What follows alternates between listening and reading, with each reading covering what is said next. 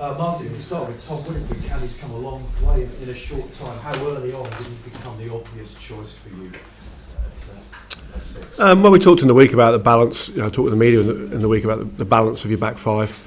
Tom's been playing very well this season. Obviously, he came in a lot to train with us in the autumn as cover. Impressed then, impressed since. And we had no qualms about putting him in, starting him in this game. We've got some good options there. We didn't consider Henry for this game. He hasn't trained enough really through the week. Although we hope he will be fit to play for his club at the weekend. So we didn't consider him to play or to be on the bench. And we've got good options. I think James is also in good form. Gives a big carrying threat. He's good over the ball. Tom's obviously got a good all-round game as well. The position he plays at Northampton does a lot. Obviously his line-out is impressive as well. So he's carried himself, as I said, through the autumn when he trained and through this whole campaign, really well. He's been very impressive, and I've got no qualms about him playing at all. Through no fault of your own, you haven't got an out-and-out proven international 7 in this game, but you mentioned James Haskell has been playing there for Stad. I mean, have the tapes impressed you? Yeah, I mean, James is a guy who can, he could probably start in all 3 positions in Test matches, and he has done. So we're happy with him. He obviously gives us a big carrying threat, very powerful. He's probably better over the ball than most people give him credit for. He's pretty hard on the ball. Haskett's something he's worked on a heck of a lot. So it's a good, it's an opportunity for him.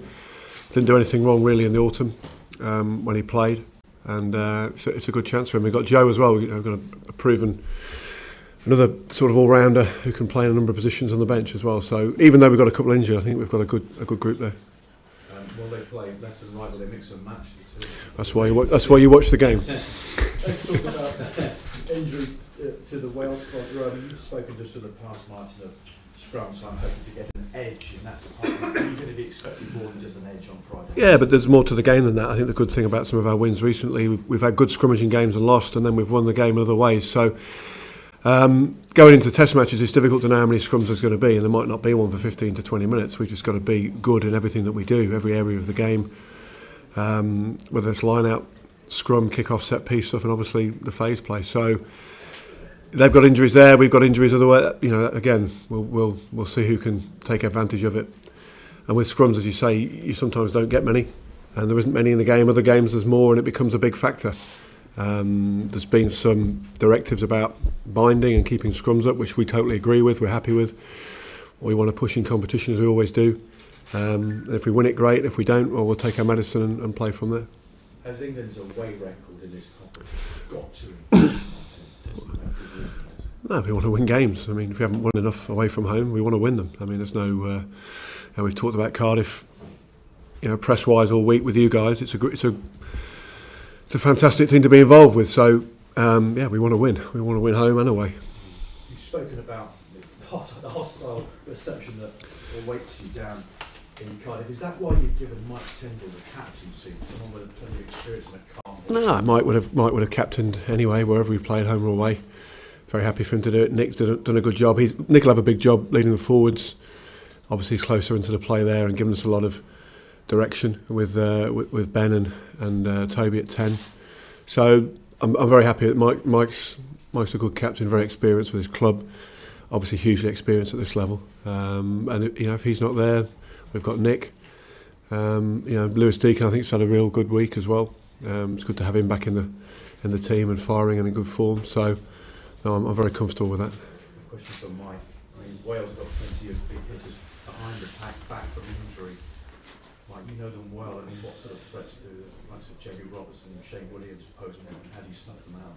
Well, with them picking Jamie and Jonathan Davis in the centre, I think Wales build their foundation on attack and go forward first. So I'd expect them to try and go through us. They've also now picked Hook at full-back, who then Jones can hit out to the back, so they're very dangerous. The two big centres there will need stopping, and then you look at the tricky players that they've got in terms of Hook and Williams, as you mentioned. Williams can turn up anywhere, and he's a type of player that can come first receiver, second or wherever, and do his magic. He doesn't know what he's going to do, so they have got threats all over the park, and I suspect that with them going for, like I said earlier, Davis and Roberts, they're going to try and come through us first. So we need to be prepared for that, and also the tricky players that they do have.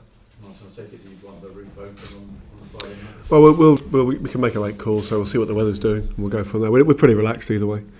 And just sum up for us, if you would, I mean, winning your first game in the Six Nations is always so important. People talk about momentum, but in this of all years, the World Cup year, just how vital is it?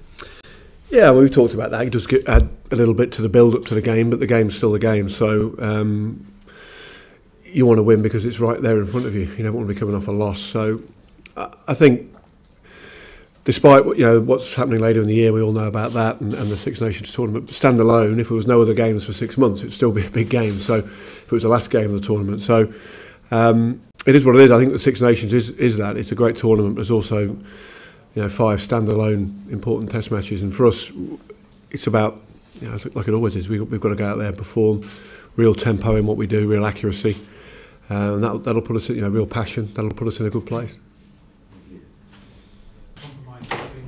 He didn't really train much last week and only got into it on Monday, so he wasn't really ever push himself into. We got 2 week build up. If you're not in most of it, it's going to be pretty tough. So he was almost out of the equation. I'm very comfortable with how we've been in the breakdown with that group. Tom Wood's very good in the breakdown, even though he's an aerial player. All these guys are all-round players. So Lewis Deacons is also a good all-round player, very good at the breakdown and very good organisationally in the line-out. So I think we're fine. I think we use the word compromise. I think we're very happy with the guys we've got. So you lose a few, you get a few back. It's always nice to have them all there, but it's not always the way.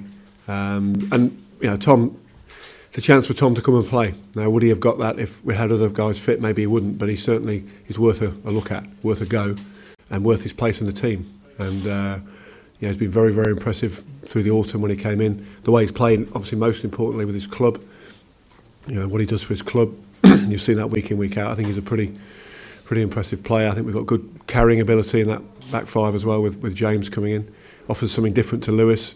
They're all those back row guys are slightly different, and I think it's a good combination we've got.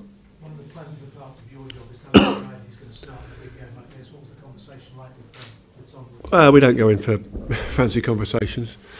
I said to him, he's from Coventry, Tom.